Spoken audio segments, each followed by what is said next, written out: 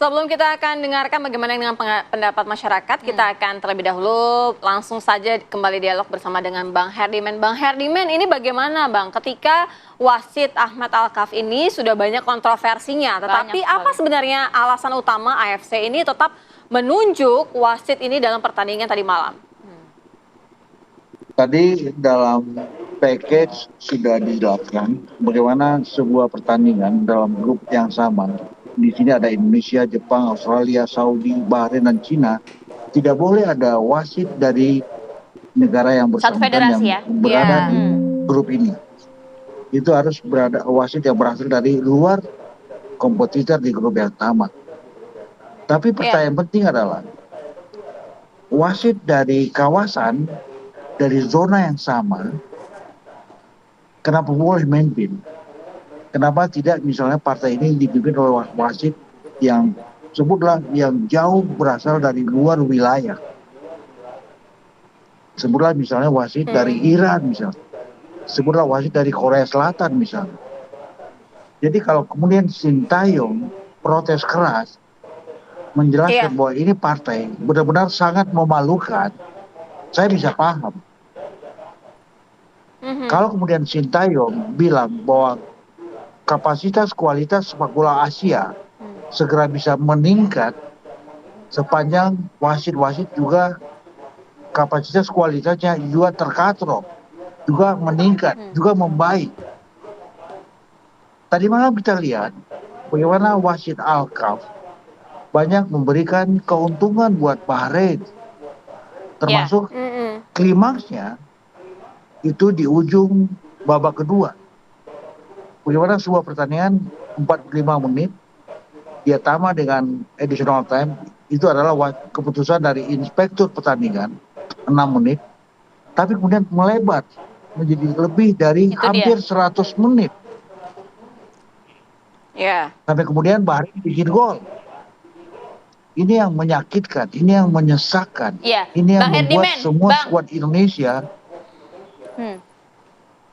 tersiksa. Bang Herdiman, ini yang tentu menyakitkan dan juga membuat kita semua para pecinta sepak bola dan juga ingin mensupport timnas kita kemudian harus gigit jari begitu ya, Bang, yang sedih sekali, perih rasanya begitu ya melihat pertandingan partai tadi malam. Kita coba ingin dengar dulu ya bagaimana pendapat warga mengenai hal ini. Sudah ada rekan kami, ada Ikra Anggana di sana yang sudah bersama dengan para pendukung timnas yang nampaknya raut wajahnya kesel, kecewa, sedih, malam-malam udah nonton tapi marah-marah ya, sebel. Itu dia, gimana Ikra respon mereka, silakan. Ya baik, selamat pagi Ayah, Sira dan juga pemirsa. Memang raut kekecewaan daripada supporter timnas Indonesia yang sedang lari pagi hari ini tidak dapat terbendung seperti itu. Mengapa tidak, meski timnas Indonesia berhasil mencuri 1 poin, namun kemenangan ataupun 3 poin di depan mata ini sirna karena gol yang dicetak oleh timnas Bahrain pada menit 99 berhasil menggentarkan gawang Martin Pas. Nah, kita di sini ingin bertanya, Ayah, Sira dan juga pemirsa, kepada masyarakat yang sedang berolahraga pagi di sekitar Velodrome Jakarta Timur. Sebenarnya bagaimana sih pendapat masyarakat terkait dengan pertandingan timnas semalam? Ini saya sudah menarik beberapa masyarakat yang lari pagi. Saat ini saya sudah bersama salah satu warga ini dengan Mas siapa Mas? Andi. Mas Andi. Mas Andi melihat pertandingan timnas lawan Bahrain semalam Mas? Nonton dong. Nonton. Nah, menurut Mas Andi gimana nih Mas dari hasil yang kita dapat 2-2 dari kontroversial wasit juga? Kalau hasil 2-2 sih ya sebenarnya nggak terlalu buruk ya. Tapi sayang banget harusnya bisa dapat 3 poin, di akhir malah kejebolan. Ya wasitnya juga emang agak nyebelin juga sih, beberapa keputusan dia yang kontroversial. Terus waktu juga udah lewat banyak tapi belum juga ditiup. Akhirnya jadi seri. Tapi Mas melihat permainan timnas sendiri sejauh ini seperti apa Mas? Kalau permainan timnas sejauh ini yang sekarang ya enak ditonton sih. Jadi permainannya tuh disiplin, terutama di bagian belakang ya. Jadi 2 kali 45 menit semalam tuh benar-benar disiplin. Terlepas dari 2 gol kan bukan dari ini kan, dari set piece aja itu. Terus enak aja ditontonnya, ngalir gitu permainannya. Mas kan nonton ya semalam ya. Ini pasti nontonnya rame-rame atau sendiri nih Mas? Kita rame-rame. Rame-rame. Melihat ada aksi kontroversial di menit 99 ini, teman-teman juga meresponnya seperti apa Mas? Oh, pasti marah-marah semalam. Ya gregetan lah, ya kan. Karena seharusnya kita kalau misal dapat 3 poin kan sekarang di posisi 2 nih. Artinya peluang kita jadi lebih besar gitu. Makanya semalam pada kesel semuanya itu. Iya. Oke Mas Andi, kita tahan dulu. Terima kasih atas waktunya. Ya pemirsa, itu tadi wawancara dari salah satu warga. Saya juga punya lagi. Kita ingin bertanya saat ini dengan Mas siapa Mas? Ijit? Fajar. Mas Fajar. Ya. Mas Fajar, boleh diceritain semalam nonton timnas lawan Bahrain Mas? Nonton. Nah, pendapat Mas dari pertandingan semalam seperti apa Mas? Kalau dengan hasilnya sih kecewa ya, dengan kinerja wasit yang jelek, kecewa. Tapi kalau lihat permainan timnas sekarang udah jauh lebih baik dari yang dulu sih, cukup membanggakan. Mas, ini kan permainannya udah cukup memuaskan, tapi melihat beberapa kontroversial semalam ini, harapannya Mas nih yang dilakukan oleh PSSI khususnya ke depan kayak gimana? Kalau untuk sekarang kan untuk naturalisasi pemain-pemain diaspora itu kan cara-cara instan. Harapannya sih nggak pakai cara instan, perbaiki liganya, terus dari liga tumbuh bibit-bibit yang baru bisa jadi pemain timnas yang lebih orang yang benar-benar darah asli yang nggak diaspora, nggak hanya diaspora aja yang bisa buat bangga gitu loh. Baik Mas, terima kasih banyak Mas atas waktunya. Baik, kita coba lagi tanya warga pemirsa yang menonton pertandingan antara timnas lawan Bahrain semalam. Nah, di sini saya dengan Mas siapa Mas? Mas Rizky. Ya. Dengan Mas siapa? Firza. Kita ke Mas Rizky dulu deh. Mas Rizky, semalam nonton timnas lawan Indonesia, gimana tanggapannya Mas? Sebenarnya sih untuk timnas Indonesia tuh dalam timnya tuh udah bagus ya. Cuma ya karena kita baru berkumpul kan 5 hari ya. 5 hari sebelum pertandingan dimulai TC-nya, dan juga banyak ada amunisi baru kayak Misilger sama Eliano Regina tuh kayak belum nyatu, sama Jordi Amat baru datang juga kan karena kemarin dia cedera-cedera, pas disatuin sama Jay Itzes masih kurang komunikasinya kan. Terus kayak ya ada Malik Rizaldi yang pemain lokal kita yang buktiin lah kalau misalnya pemain lokal tuh bisa bersaing di timnas juga yang di diaspora itu juga. Terima kasih banyak Mas Rizky atas waktunya.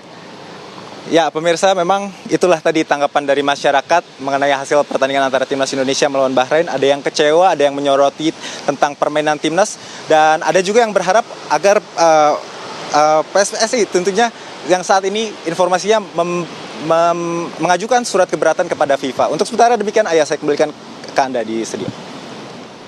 Baik, terima kasih Ikra Anggana. Semuanya kompak, protes, nggak suka, marah, kesel sama wasitnya. Nyebelin tadi Nyebelin kan katanya. wasitnya gitu ya. Oke, kita lanjutkan diskusi kita bersama dengan Bung Herdimen. Bung, jadi bagaimana nih kemudian ke depan ya peluang Indonesia? Apakah mungkin juga kemudian partai semalam begitu ya harus mendapatkan evaluasi dari komite penyelenggara kompetisi FIFA? Ada kemungkinan itu tidak? Kalau sekedar protes, ya sah-sah aja. Tapi itu tidak akan mengubah hasil pertandingan. Pasti itu. Yang perlu kita harapkan adalah bagaimana AFC, Asian Football Confederation, itu jauh lebih ekstra hati-hati dalam memplot para pengadil yang memimpin satu pertandingan. Oke, di depan 5 hari lagi, 4 hari lagi, kita juga bermain dengan status sebagai tim tamu di markas Cina. Di Qingdao, 9 jam dari Bahrain dengan special flight, dan di situ harusnya Sintayong juga bisa memaksimalkan game ini. Satu yang perlu dicatat, Cina peluangnya sudah habis. 3 game semuanya kalah, tanpa satu pun angka yang bisa mereka petik. Saya pikir peluang mereka habis.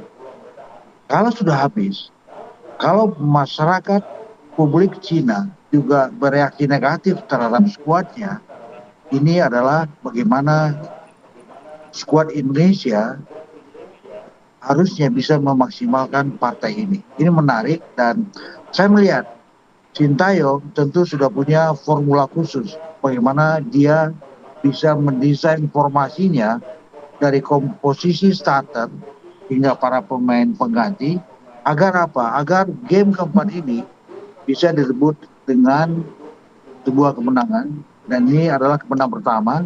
Dan kalau kita menang, peluang kita untuk tetap bisa bertahan, minimal kita lolos ke putaran keempat, itu tetap bisa terjaga dengan baik. Baik, Terima kasih Bang Heriman Koto sudah berbagi bersama kami ya. Ya. Indonesia harus tetap fokus dan tetap semangat ya meski menyakitkan. Harus tetap optimis. Terima kasih banyak Bang Heriman atas waktunya bersama kami di Apa Kabar Indonesia Pagi. Kami jeda dulu pemirsa, usai jeda kami akan hadirkan informasi untuk Anda, diskusi mengenai selain sejumlah menteri di Kabinet Joko Widodo, kita dengar pula santer terdengar PDIP nampaknya juga diberi ruang dalam Kabinet Gemuk Prabowo Gibran. Betulkah demikian menguatnya kans dari PDIP bergabung dengan Kabinet Prabowo Gibran? Kita akan bahas usai jeda di sini di Apa Kabar Indonesia Pagi.